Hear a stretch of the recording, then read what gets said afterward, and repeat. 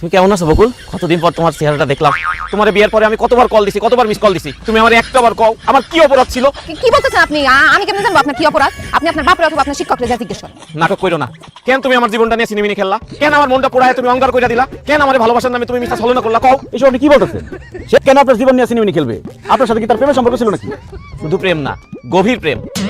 সেই ছোটকাল থেকে বকুল আর আমি একজন আরেকজনকে ভালোবাসি। বকুল আমার এই হাতে হাত রেখে কইছিল, জাকির দুনিয়া উলট পালট হইলেও আমি তোমারই বিয়ে করুম, তোমারে ছাড়া আর কাউরে বিয়ে করুম না। তো আজ সে আমারে শেখা দিয়া ওই সৌদি প্রবাসী বুড়া খাটাস ওসমান মোল্লাদের টাকার লোভে বিয়ে করছে, তার লগে সুখের সংসার করতেছে। কও বকুল, কি ছিল না আমার যা ওই ওসমান মোল্লার মধ্যে আছে? এই পাগলের বাচ্চারা কি করছিস এগুলা? তোর ভালোবাসার বেইমানি আমি কেমনে করি? তোর কাছে চিনি না। বিশ্বাস করেন আমি চিনি না, কোনো সময় দেখি না। এবার চিনো না? তা আমার মাথা শুয়ে কও যারে চিনো না? কও যারে চিনো না? চিনি। তার সাথে তোমার কি সম্পর্ক ছিল? প্রেমের কোনো সম্পর্ক ছিল না। মনে করো মানে সে আমাকে আই লাভ ইউ বলছে কয়েকবার, আমি তাকে ফেরত বলি নাই। আমি তাকে ভালোবাসি না, তার ভুলেই গেছি আমি। মিথ্যা কথা কইও না বকুল। বিয়াই, আপনি ওর চোখের দিকে তাকায় দেখেন, ও এখনো আমার ভালোবাসে। এই গান তো বাচ্চা, আর তো কোন কালের বিয়ে? কি আমার বিয়ে করছেন? আরে কি কন, আপনি বকুলের দেবর না, সেই হিসেবে তো আপনি আমার বিয়াই লাগেন, মধুর সম্পর্ক। তোমার বাচ্চা, আমি ওর দেবর না, আমি ওর জামাই লাগি।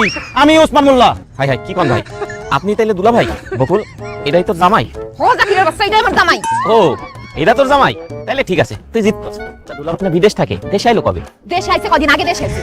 কিন্তু তুই এখন আমার জামাইয়ের সামনে সব কথা কই আমার হটে আড়ি বসা দিছস। তোরে আজকে জুতা দিয়া পিড়াইয়া তোর পিঠে সামনে যদি আমি না তুলছি, আমার নাম বকুল না। জুতা দিয়া পিড়াই। আমার মন বেঁচে আছে, তোমার জুতাটা পিটাই। কত বড় মৃত্যুকের মৃত্যু, আর কত মিথ্যা কথা কইছো তুমি? আমার কইছে ছোটবেলা থেকে কোনো ছেলের দিকে সে তাকাই নাই, আর এদিকে গাঞ্জটির সাথে তলে তলে ইস্ট চলতেছে তার। না না না, তোমার মতো বিশ্বাসঘাতক বেইমানের সাথে আমার কোনো সম্পর্ক থাকতে পারে না। তুমি যাও তোমার বাবার বাড়িতে, আমি ফেরত দিতেছি। না না না, আপনি জানেন না আমার রেখা। না আমার ভুল হয়ে গেছে, আমি আপনার কাছে মাপ চাইতেছি, আপনি আমার মাফ করে দেন।